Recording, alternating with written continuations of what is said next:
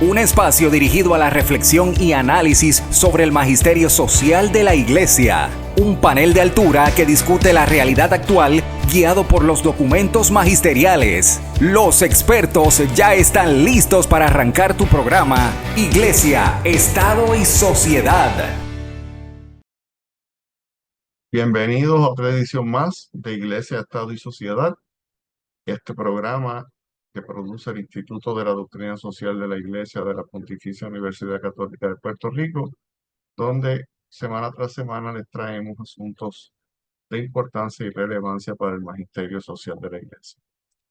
El tema de esta semana es un tema de seguimiento de la semana anterior. Vamos a compartir con ustedes la ponencia que diese el licenciado Héctor Jaime Conti Pérez, pasado presidente de la Comisión Estatal de Elecciones, pasado juez superior y actualmente profesor adjunto a tiempo parcial en la Escuela de Derecho de la Pontificia Universidad Católica de Puerto Rico, en el foro que se llamó Derecho al Voto, la democracia y la ley electoral. La ponencia del licenciado Conti es una ponencia interesantísima. Él hace una serie de señalamientos muy puntuales sobre aciertos y desaciertos que tiene el actual Código Electoral de Puerto Rico del 2021, que me parece importante que el pueblo los conozca, que los analicemos de cara al futuro para ver cómo podemos mejorar nuestro sistema electoral todavía más. Así que, sin más, los dejo con la ponencia del licenciado Héctor Jaime Conti Pérez. Buenos días a todos y a todas. Me uno al saludo protocolar y agradezco al doctor Jorge Iván Vélez Arocho por permitirnos también estar aquí. Agradezco al doctor Macías por la oración que fue muy pertinente al momento histórico en que estamos viviendo en nuestro país. Agradezco las palabras de mi querida amiga y presidenta de la comisión, entonces, y vicepresidenta cuando estuvimos en la comisión, Laisa García Vélez, de algunos aspectos que tuvimos que tocar en la Comisión Estatal de Elecciones y que vamos a desarrollar en breve.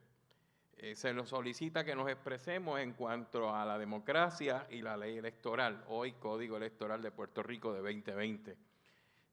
Brevemente, en una introducción, quiero aportar también que durante los últimos 3 años he tenido el privilegio de impartir el curso en esta Escuela de Derecho de la Pontificia Universidad de Puerto Rico de Derecho Electoral, y he tenido unos intercambios, unos desarrollos de que han tenido mucha producción en términos de hacia dónde debe ir nuestro proceso electoral y qué se entienden por los estudiantes y por la comunidad de nuestro proceso electoral. Y esas vivencias me han comprometido aún más para estar activo en este proceso de diálogo constante que debemos mantener como pueblo sobre nuestro sistema electoral, del que lamentablemente nos recordamos cada 4 años. Y eso es un apunte que debo hacer como introducción, de que no se trata de un asunto de años, como ha invitado y ha reflexionado la compañera García Vélez, y reitero, debemos tenerlo presente en todas las instancias en que nos desarrollemos como pueblo, porque vamos a ver qué es lo que ocurre con nuestro sistema electoral. A modo también de introducción, es bueno que siempre refresquemos brevemente por qué estamos aquí en términos de por qué estamos hablando de la Comisión Estatal de Elecciones. De 1906 al año 1974, Puerto Rico tuvo una ley antiquísima, que era una junta electoral con un procedimiento de revisión bien del principio del siglo, fines del siglo XIX, principio del siglo XX, hasta que en el 1974 se aprobó el primer Código Electoral de Puerto Rico, que creó un tribunal electoral que apenas duró 3 años. Ese tribunal electoral en el 1977 fue derogado y se creó la primera Comisión Estatal de Elecciones mediante una ley que no tuvo consenso. El Tribunal Electoral tampoco tuvo consenso, que como cuestión de realidad. Y esa ley del 1977, que tuvo unas grandes aportaciones a nuestro sistema electoral, ciertamente, como lo fue el colegio abierto, la tarjeta de identificación electoral, entre otras, pasó a celebrar la elección del 1980. Seguramente muchos de ustedes aquí no recordarán qué ocurrió en el 1980, pero otros sí lo acordamos, ¿verdad? Liza y el doctor Macías, el profesor Santiago, entre otros. Pues recordamos que fue el proceso de Valencia. ¿Qué fue Valencia? Valencia era un edificio donde se llevó un recuento electoral, papeleta a papeleta de toda la votación llevada a cabo en Puerto Rico en las elecciones del 1980, que se decidieron por 3.067 votos a favor del entonces gobernador don Carlos Romero Barceló, que en paz descanse. ¿Qué ocurrió como producto de esa elección, muy álgida, por cierto, y sobre la cual no hubo certificación unánime de los comisionados electorales, sino que fue por mayoría por el entonces administrador de la Comisión Estatal de Elecciones, que en paz descanse, el señor Gerineldo Barreto Pérez? Pasó a uno de los eventos más importantes que ha tenido la historia constitucional electoral de Puerto Rico, que fue la reforma electoral del 1982 al 1983, y que dirigió el entonces decano de esta Facultad de Derecho, don Charles Cupril, que en paz descanse, y a la cual pertenecieron por el Partido Nuevo Progresista, don Peter Krisanowski, que en paz descanse, el licenciado David Noriega Rodríguez por el PIB, que en paz descanse, y el profesor Héctor Luis Acevedo, que está aún activo en todas estas lides académicas y electorales. Esa reforma electoral fue a mi juicio, una de las aportaciones más extraordinarias que hemos recibido en Puerto Rico en cuanto a nuestro sistema electoral. Y he retomado algo muy breve sobre lo que es la democracia en relación al proceso electoral y que se citó por estos 4 grandes puertorriqueños en la reforma del 1983, y cito: la democracia es mucho más que un ordenamiento formal, es un modo de vida, exige una actitud de respeto a las reglas de comportamiento electoral y una consideración mínima hacia la convivencia política. Refleja también una comprensión de la naturaleza humana y de su imperfección, así como de proporción al hombre ante sus compañeros de vida, cuyas voluntades, aun siendo diferentes a la suya, de contar con más apoyo, debe prevalecer. Impone, por tanto, la discusión de alternativas y su comunicación, no su decreto. ¿Qué está hablando esta cita de la reforma electoral? 2 cosas. El que tiene la voluntad de la mayoría es quien prevalece, pero a su vez, la alternativa a la mayoría cuando se quieren hacer las cosas es la comunicación. ¿Y a qué nos lleva la comunicación?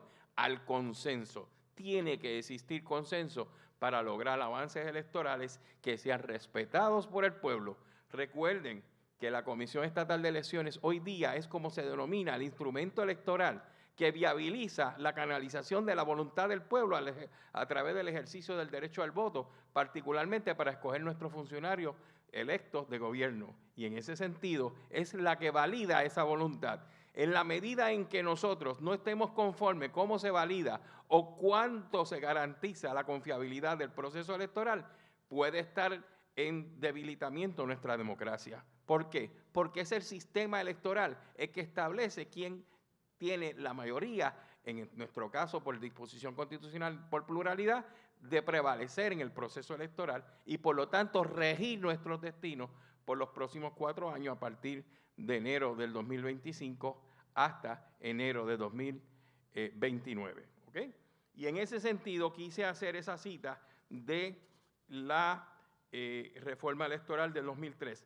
Y el Tribunal Supremo de Puerto Rico, muy atinadamente en el caso de PNP versus Tribunal Electoral de entonces, del 1976, señala en cuanto a nuestro sistema democrático lo siguiente: es como la base fundamental para la vida y coexistencia de la comunidad puertorriqueña, lo define como aquel donde la voluntad del pueblo es la fuente del poder público, donde el orden político está subordinado a los derechos del hombre y donde se asegura la libre participación del ciudadano en las decisiones colectivas. Cierro la cita. Muy importante en cuanto a esta cita del Tribunal Supremo en PNP versus Tribunal, y algo que trajo a colación la compañera García Vélez, y que afirmó y con mucha vehemencia, y estamos muy conformes con ello, el profesor Héctor Luis Acevedo en un intercambio que tuvimos aquí en el mes de marzo, y es lo siguiente: el proceso del día de la votación, el millonario, el comerciante, el obispo, el monseñor, el sacerdote, el profesor, el obrero, el abogado, el ingeniero, todos valemos lo mismo. Una persona, un voto, decretado por nuestra Constitución en el 1952, traído mediante legislación a Puerto Rico al sufragio universal en el 1936, incorporado en Baker versus Carr por el Tribunal Supremo de Estados Unidos en 1959. O sea, nosotros nos adelantamos. Una persona, un voto. En la medida en que esa persona que ejerce su voto no se diluye a través de un acto fraudulento, no se diluye a través de un vaciado de lista, no se diluye a través de una suplantación, todos tenemos el mismo peso. Si en alguna medida eso se afecta, el sistema no lo valida y por lo tanto el valor del voto no va a ser el mismo. Por lo tanto, ¿qué representa el presidente o presidenta de la Comisión Estatal de Elecciones en el organigrama, en el sistema electoral puertorriqueño? Representa el interés público. Cuando a mí me nombraron, yo era juez de carrera y obviamente pues traía esa idiosincrasia de juez de carrera, en que la política, y créanme que es así, no se puede meter en lo judicial. Igualmente, la compañera no era jueza, pero cuando ella fue nombrada, tuvo abstracción también de dónde proviene en términos ideológicos. En ese sentido, casualmente compartimos aquí escenario, el último presidente que llevó a cabo una elección manual y que era juez de carrera, y la primera presidenta que lleva a cabo una elección electrónica de escáner, de escrutinio electrónico, y que no era jueza de carrera, era abogada. ¿Qué quiero decir como un primer señalamiento muy respetuoso al código electoral que tenemos hoy día? Que vamos a ver en detalle otros aspectos. El primer señalamiento que he hecho, y lo repito con mucha vehemencia, es que se debe revisar la disposición que exige que el presidente o presidenta sea un juez del tribunal de primera instancia. ¿Por qué? Ciertamente yo no tuve mayores problemas, ¿verdad? Salvo una colitis y unas cositas que me llevaron al hospital, ¿verdad? Luego de las elecciones, etcétera, y uno que otro estrés, ¿verdad? Y ella tuvo la suya. Pero el proceso de que se requiera que sea un juez o una jueza nos priva precisamente, aquí tenemos un ejemplo, de una persona que no era parte de la judicatura y que hemos tenido excelentes presidentes anteriores, como el licenciado César Vázquez, el primer presidente de la comisión. O sea, que debemos visitar esa parte del código para realmente auscultar si es necesario que se mantenga esa disposición, que solo un juez activo en el proceso puede ser presidente del ente electoral. Ese es mi primer señalamiento en cuanto al ejercicio de la democracia y la Comisión Estatal de Elecciones. Otro aspecto que quiero traer a colación es la composición actual en el código actual de la Comisión Estatal de Elecciones. Ahora se hace una distinción entre comisionados electorales propietarios y comisionados electorales adicionales. Gracias a una sentencia del honorable Anthony Cuevas del 2020, hoy día todos los partidos tienen los comisionados electorales propietarios. Pero si alguno de esos partidos pierde su franquicia electoral, habría que ver qué va a ocurrir con el próximo ciclo electoral, si van a ser comisionados electorales propietarios todos o comisionados electorales adicionales, como se establece en el código, que significa sencillamente lo siguiente, que solo son llamados a intervenir y votar en los asuntos que tengan que ver con su partido o sus procesos internos. Eso es una situación que hay que visitar y que a mi juicio puede representar unos ataques al código electoral actual. Otro aspecto importante que a mí me preocupa dentro de mi carrera, que tuve 27 años de juez de primera instancia, es el proceso de las recusaciones. Hoy día se están llevando a cabo procesos de recusaciones, porque era el periodo para presentarla era entre el 15 de enero hasta el 30 de abril, según el código. Pero estoy seguro que muchos de ustedes deben conocer lo que es el proceso de recusación, que es una persona que no está domiciliada, es decir, no está, no reside, no habita, no tiene su lugar de ánimo revertendi, es decir, de querer estar en ese lugar para desarrollar su vida día a día, pueda ser presentada una recusación para que vote donde le corresponde. ¿Por qué? Porque nosotros estamos divididos por precintos electorales y escogemos nuestros senadores de distrito, representantes de distrito, alcaldes, a través de cada uno de los precintos donde debemos tener nuestro domicilio. ¿Y qué ocurre?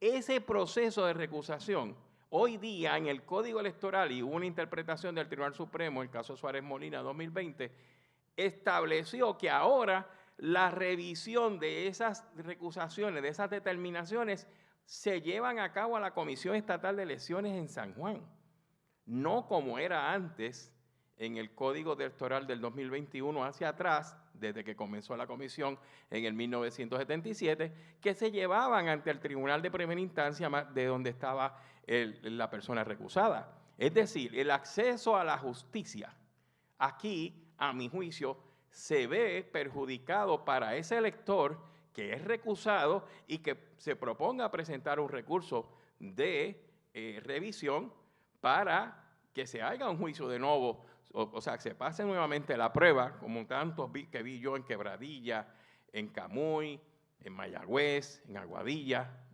miles, y no les exagero. Ahora todo eso va a la Comisión Estatal de Elecciones. ¿Cómo la Comisión Estatal de Elecciones va a atender eso?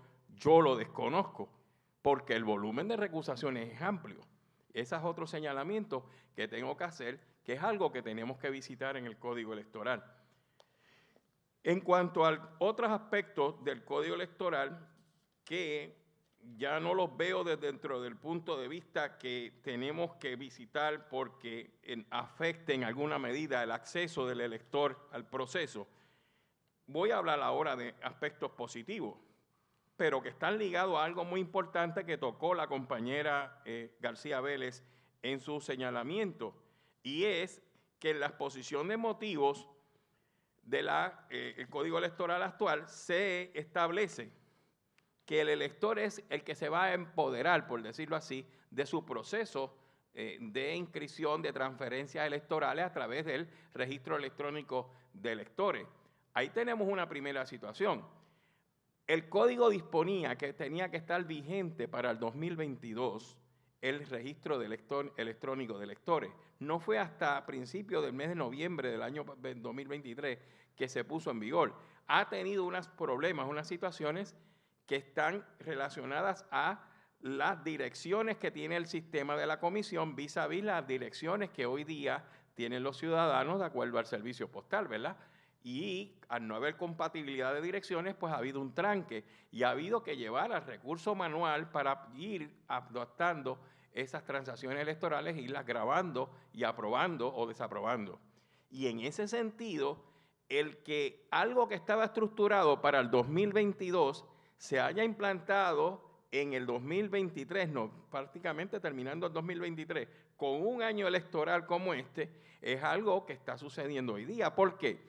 Porque el crear el registro electrónico, que es algo muy bueno, excelente, la tecnología, ya por fin estamos en el siglo XXI, eso es excelente, pero hay un problema, es que el código también manda, y así se ejecutó, que había que eliminar las juntas de inscripción permanente. ¿Por qué? Porque se pensaba que para julio del 2022 iba a estar vigente el registro electrónico de electores, cosa que no ocurrió. Entonces ahora estamos, como dirían en Moca, allá en el barrio Cuchilla de Moca, sin la soga y sin la cabra, para que me entiendan. O sea, no tenemos la junta de inscripción permanente, solo nos quedan ahora 17 y creo que se han incorporado 3 o 4 provisionales de 96, que creo que eran, o 94 para la época de nosotros. Solo tenemos ahora 17. ¿Qué problema nos trae eso? Que si el registro electrónico de electores no está absorbiendo esa capacidad, todas esas transacciones de nuevas inscripciones, de transacciones electorales, yo lo visité y lo actualicé con mi correo electrónico, es muy fácil, pero cuando ya estamos hablando de inscripción o de transacciones, de transferencias electorales, puede haber problemas con las direcciones, entonces no tenemos las juntas de inscripción permanente y ahí tenemos una situación en que la ejecución de un proyecto bueno está teniendo el problema de que en la práctica está confrontando un desfase, que es que no puedo utilizar lo nuevo a capacidad y cuando voy no tengo lo antiguo para suplir esa falta de capacidad del proceso electrónico. Y aquí hago un recordatorio. Cuando trabajamos 3 años de nuestras vidas, día a día, con toda la planificación y la estructura del escrutinio electrónico, desde el 2009 al 2012, se llevó a cabo un proceso en consenso hasta lo último que uno de los partidos políticos se retiró, hasta el 3 meses antes. Yo tuve la oportunidad de matar el proyecto. ¿Cómo lo iba a matar? Si yo firmaba el contrato, entonces a 4 meses de las elecciones no iba a dar tiempo para implantarlo, iba a ejecutar el proyecto de escrutinio electrónico. Afortunadamente luego la compañera, como bien señala ella, pudo continuar el proyecto, pudo desarrollarlo a pesar de todas las oposiciones, incluso del partido que las nombró y que pues, en mi época también fue el que estuvo también en contra del proyecto que nosotros estábamos trabajando, y afortunadamente se pudo llevar a cabo en el 2016. ¿Pero por qué fue un éxito? Aparte de todas las medidas cautelares que se tomaron, porque hubo tiempo para producir ejemplos, para producir pruebas, para validar el proyecto, para llevarlo a cabo a la capacidad necesaria. Y ahí lo tenemos. Hoy día es un éxito el escrutinio electrónico y confío que se hayan hecho todas las validaciones, todas las actualizaciones, todo lo que impone el avance de la tecnología para que nuevamente ahora pueda ser un éxito. Pero esa es la historia. La historia es que tenemos buenas ideas implantadas en un código electoral que las podemos sacrificar, lamentablemente, si no tomamos las medidas cautelares necesarias para ejecutarlas. El voto adelantado por correo. Eso es una medida extraordinaria. Yo voy a cumplir agosto, si Dios y la Virgen lo permite, 60 años en agosto, ¿verdad? Así que yo podría técnicamente solicitar el voto por correo, que no lo voy a hacer porque siempre me gusta ir a ver la máquina de escrutinio electrónico. Ese ya es personal. Pero, ¿qué les quiero decir? El voto por correo. Eso es un proyecto excelente. El código disponía 80 años, se determinó a que fuera 60 años. Ahora, muy bien, pero ¿qué es lo que sucede con el voto por correo? Es que tenemos un ente que no es la Comisión Estatal de Elecciones, una logística que hay que trabajar. ¿Cuál es? Con el Servicio Postal de los Estados Unidos de Norteamérica. Tienen ellos la capacidad para llevar a cabo. Si ahora son prácticamente 90, 95 mil entre los dos partidos la primaria y se prevé que puedan ser de 250 mil, 300 mil escuchados en la radio y he leído en los periódicos, si tienen la capacidad para trabajar con eso. ¿Usted sabe lo que significan 250 mil, 300 mil sobres manejarlos? Yo mismo recuerdo que en la época de nosotros fueron de 12 a 14 mil y nos íbamos. Bueno, fue tanto el estrés que por poco a mí me da algo de salud.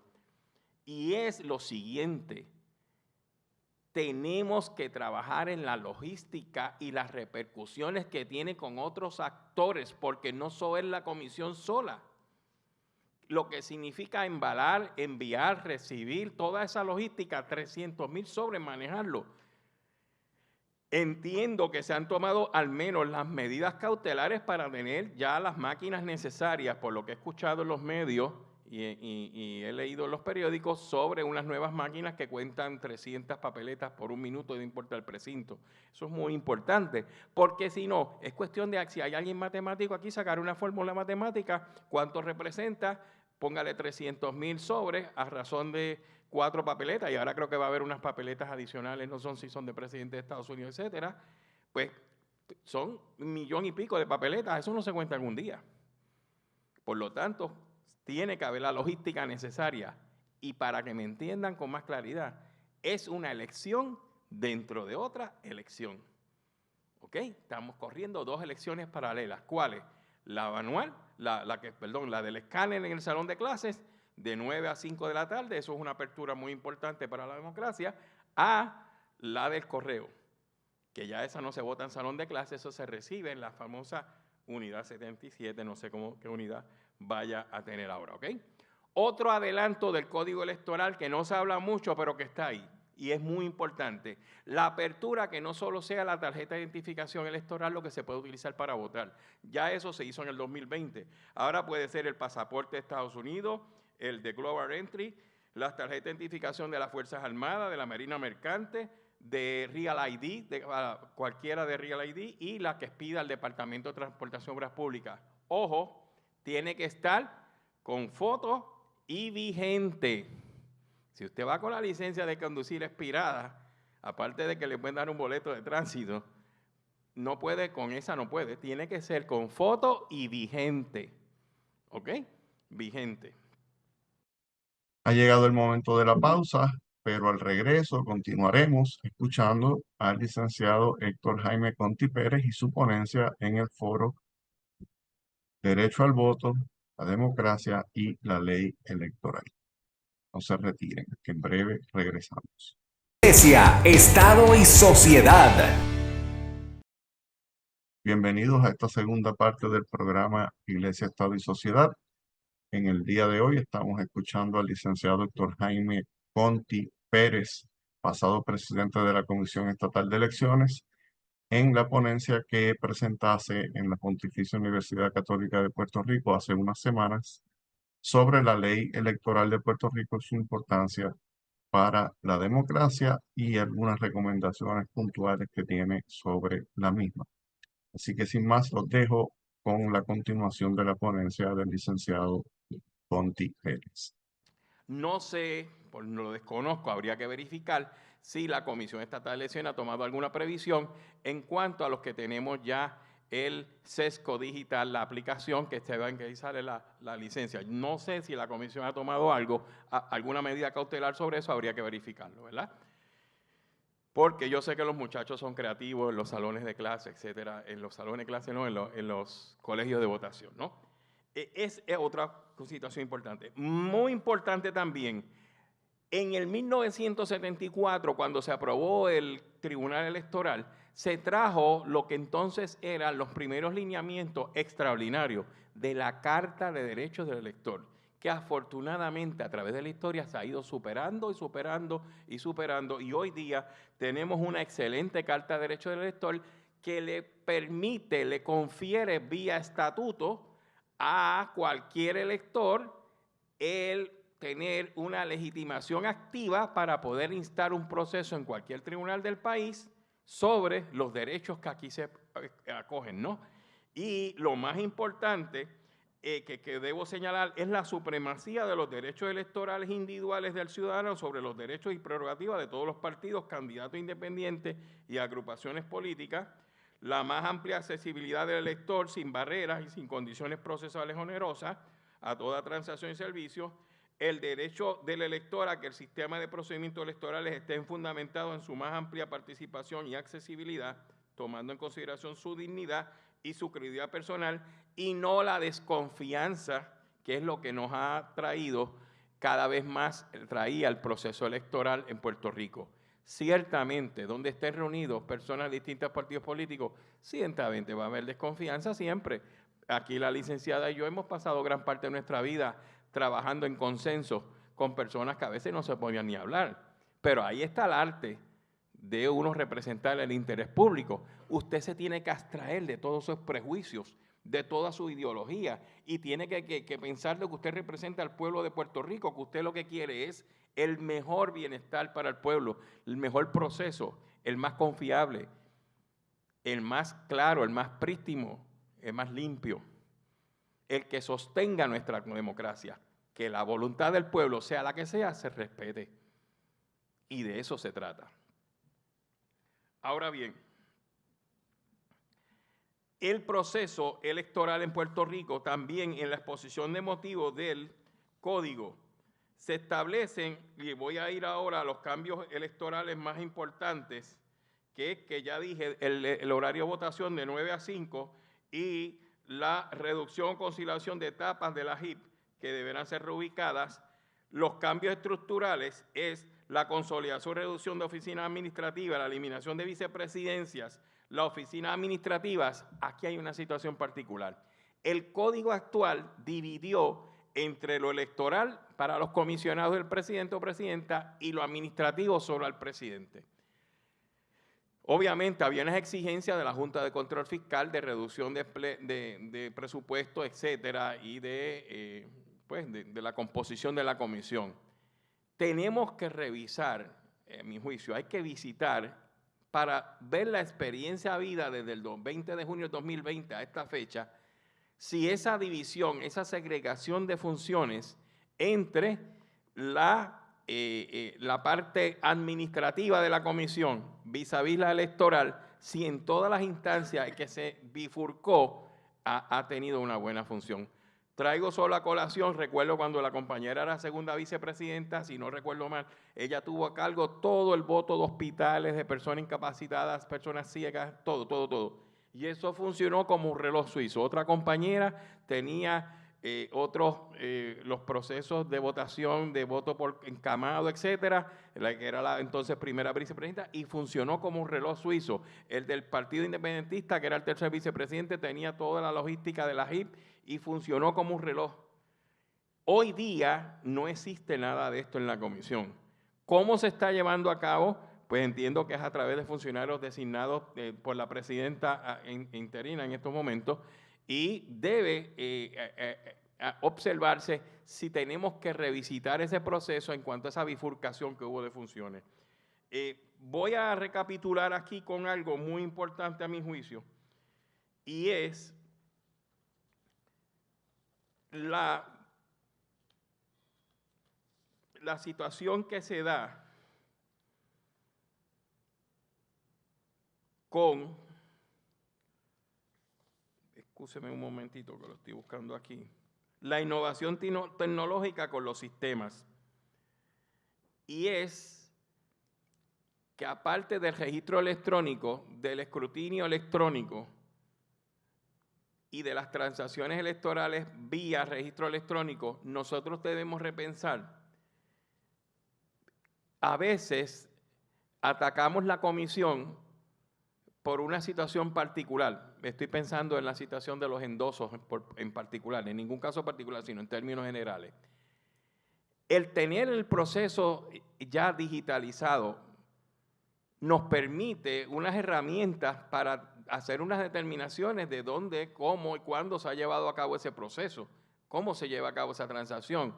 Antes el proceso era manual, a través de papel, e incluso yo recuerdo cuando era con papel carbón, y luego con el papel termal, etcétera.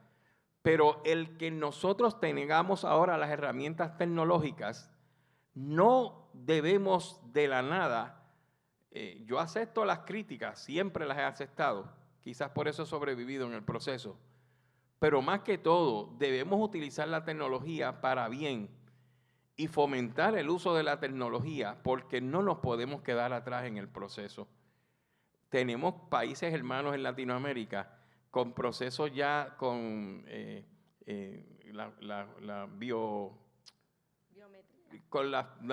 procesos biométricos ya identificándose, o sea, y ya haciendo todo el proceso, y nosotros todavía estamos con una tarjeta. Y con lo que quería decir, que ahora lo recapitulé, con el Electronic Poll Book. Eso fue una recomendación que hicimos nosotros en el 2012 y que afortunadamente 12 años después se va a implantar. Qué bueno que se va a implantar, porque eso va a evitar la tentación, y Dios nos libre de ella, de aquellas personas que tienen el lápiz o el bolígrafo un poquito más como para lo que se llamaba antes un vaciado de listas, ¿no? Y esas cosas tan horrorosas, ya con el Electronic Poll Book esa tentación no va a poder llevarse a cabo, porque nadie va a poder suplantar esa identificación que se escanea en la tablet o laptop, lo que hayan adquirido, desconozco la Comisión Estatal de Elecciones. Eso es pureza en el procedimiento, confiabilidad, el uso de la tecnología y el avance hasta para el siglo XXI. Aquí mis recomendaciones, mi interacción en cuanto a la democracia, y quiero agradecer al profesor Santiago, a la Universidad Católica, a la compañera García Vélez, y nuevamente ustedes aquí están siendo parte, observando un proceso de transición histórica, del último que llevó a cabo un proceso manual de elección a la primera que llevó a cabo el proceso de escrutinio electrónico, y cómo dos personas de ideologías distintas, que no vienen al caso ahora, pero como en este país todo se estigmatiza, ¿verdad? Yo lo traigo a colación. Como dos personas de ideologías distintas pudimos trabajar en conjunto y hacer una transición con otros compañeros y compañeras en unos equipos de trabajo extraordinarios en unos momentos más felices en que había recursos y sobre todo había buena voluntad de trabajo. Muchas gracias. Se nos ha terminado el tiempo. Esperamos que la ponencia del licenciado Conti Pérez haya sido del agrado de cada uno de ustedes y sobre todo que nos llevemos en nuestras mentes los planteamientos que el licenciado hizo en su ponencia, de manera que podamos trabajar desde cada uno, desde nuestra instancia, para conseguir que los procesos electorales en Puerto Rico continúen siendo transparentes y sean más transparentes aún en el futuro, de manera que sea la voluntad del pueblo elector la que se refleje en el resultado y ninguna otra, sin ninguna otra intervención de cualquier tipo. Sin más, despido el programa y los espero la semana próxima en otra edición más de Iglesia, Estado y Sociedad. Que tengan muy buen día. Iglesia, Estado y Sociedad es una producción del Instituto de Doctrina Social de la Iglesia de la Pontificia Universidad Católica de Puerto Rico. Tienes una cita la próxima semana a esta misma hora, porque el análisis y la reflexión continúan. Iglesia, Estado y Sociedad, una producción de la Pontificia Universidad Católica de Puerto Rico.